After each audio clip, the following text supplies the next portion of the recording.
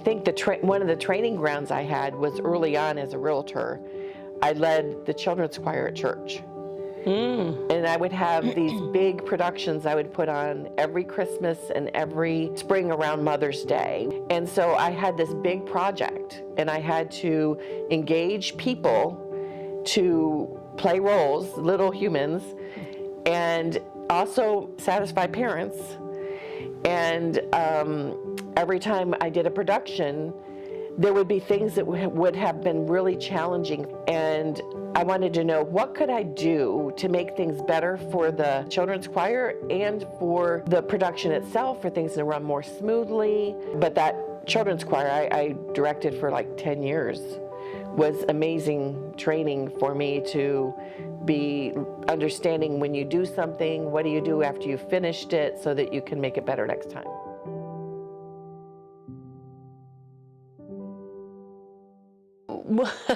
I think this is one thing we could have for sure done better, right? Like I learned that from you, reflecting back. We had never taken the time to even talk that through. It was just, culture is who you are, so we were just us, but then if you're hiring outside of the culture, which is like really a mismatch of values, that's what we started doing.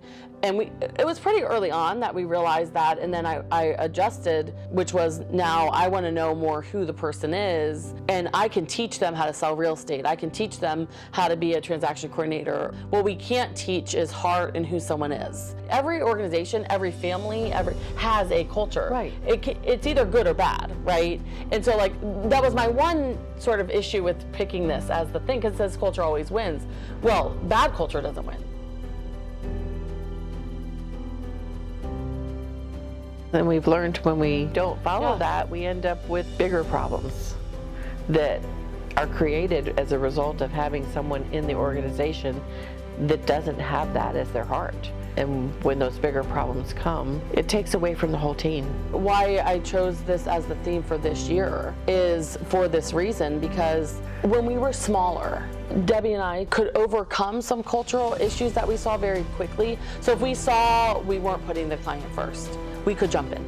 Now, with how big we are, it's impossible. What we can be involved in is setting the standard, and then now holding each team member to the standards of the culture, because we know what got us here is that. What made it to where people of so many talents want to come work with us is our culture. That's the same thing that's going to get us to where we want to go next. And so that's why we chose the theme we did this year, is we need the entire team to know it, to be it, to protect it.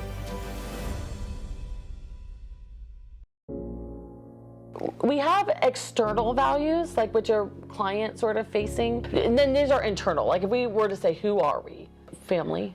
We're family. Family, yeah. We're family. Yeah. We are family. So we're family, and we didn't have to talk about that we wanted the team to feel like a family. Right. We've said that from because we are family, it was natural to have that feeling sort of transcend across the growth, right? Yeah. Service, we're there to serve. So having the heart to serve clients, having the heart to serve one another, dying to self every day. Yes, so important. Right. Where do you think, and I've never asked you this, and when you were talking earlier, where do you think the heart to serve people comes from? I get a lot of joy from serving others.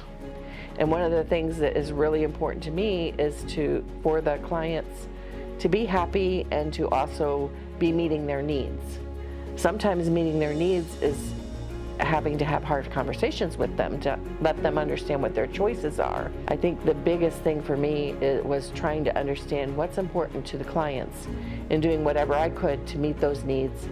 And then even if a transaction went well and you felt fulfilled and you thought they were happy, you still look back and say, what could I have done better? Working hard and doing our best. Work hard so you can play hard. Yes, yeah, we believe in playing hard too. But working hard, I mean, that was something that Dad always instilled in us. Yes, he did. That, sometimes we have to sacrifice in life so that we can, at other times, be able to enjoy life. Growing up, my time with my dad was always very special, which he dropped us off at a small private school. And it took us, 40 minutes of in-and traffic to get there every morning. So it was the three of us in the car with Dad. And every day he would talk to us about doing our best. Just do your best. If C's are your best, do your best. Now, of course, as a kid, you could take advantage of that. Yeah, I did my best, right? But the foundation of even what got us here today, is that my grandparents, they were blue collar workers. Did they graduate from high school? No. Neither of them graduated from high school. Their whole careers, they made an hourly wage. They got pregnant at 16 years old. All they had was a work ethic. And growing up, I was taught that's what the name Reynolds represents. I mean, people will say, like, you guys work hard here, right? You guys work really hard.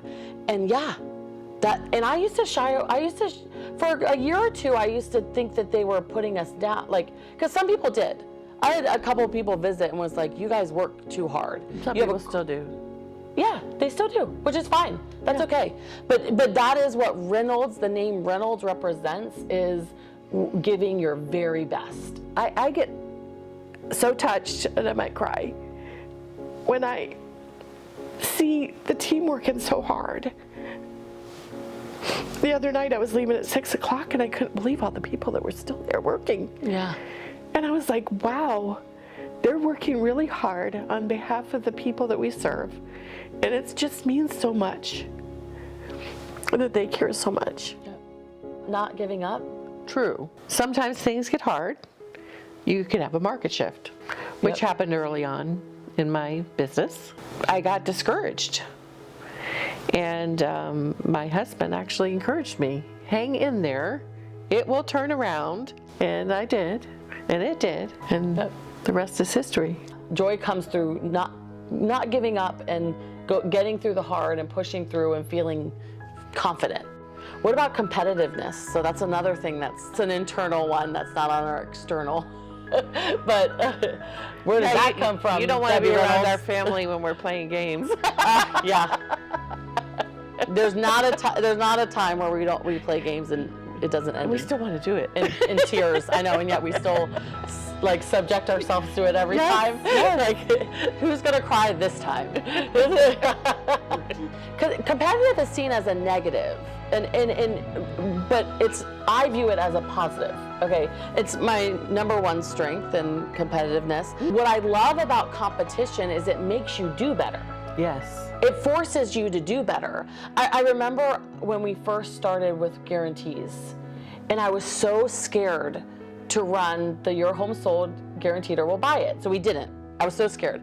We did some wimpy one. It was like Your Home Sold in 79 days or we'll sell it for free. I think was our first ever one. Which is wimpy. Come on. And we did that for a year or two. Yeah, we did. Yeah, that was our guarantee. We were scared. We were scared, yeah. A competitor came out and did the guaranteed sale program. And I was like, that's it, we're doing it, okay? And I called our coach. The coach laughed and he's like, I just knew I just needed one competitor to do it, and I knew it would push you to do it. Because the reality is competition, why competition is a positive thing, is that it forces you to do better. Right. Now the client always wins. When there's more competition, the client will always win when there's more competition. So I knew that they get more value when there's more competition. Yep. And so that's first and foremost. How it helps the team and why it's so ingrained in who we are is that the competition on the team forces you to do better, right? A rising tide lifts all ships. Competition is the rising tide. And so for us, competition is we want to learn from our competition. Yeah, what are they doing that makes them so amazing? Yes. That we can do better than that. Yes, exactly. Yeah, be different, be better, all of those things. And I think that's why we do so many things that are competitive on our team, is because we believe competition makes everyone better. Well, we got to talk about fun. We can't talk about fun without you. Okay, so another big part of our culture is we have fun. Yes. Yeah. And now I'm giving Queen Fun a run for her money this year because I'm getting more fun. She's getting more fun. I'm not kidding. She's gotten some things leveraged off so she can relax a little bit more. Exactly. And it makes her more fun. Yeah, everyone's like, who's this Sarah this year? And it's like, George, what did he say? My wife is back. He's like, my wife is fun. After they leave the advance and have heard all this, what is your hope culturally for this next year coming up? What I really would like to see happen in 2022 as we grow for years to come is to see people embrace the culture and see how powerful it can be in their own lives. Because as they embrace it, they will thrive and be so enriched. And so I think that's what's so important, is for them to embrace it and run with it and see how their life can be improved. Good luck following that one up. Perfectly said. Perfect. I don't think I have anything to add. Well, of course I always have something to add, I guess. But that was beautiful. No, that was perfectly said. We do all of this to have a big business, which then turns into everyone living a big life, and how you do that is the culture transcending, and through that builds unity. Yes. Builds a bigger sense of purpose. I think all of us want that, right? A bigger sense of purpose, and I think through embracing the culture 2022 and beyond, that's what we'll all get. We all win. Yes. With that. So good job, you two. That's all right. that was perfect.